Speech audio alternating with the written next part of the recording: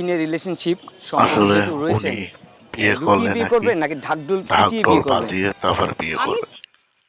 আসলে আমি জানি না উনির বিয়ে দেখার মতো কি আছে, কারণ উনি তো একটা বিয়ে হয়েই গেছেন এবং যাকে বিয়ে করছেন তার কারণে আজ উনি এই পর্যন্ত, অথচ তাকে উনি স্বীকার করেন না।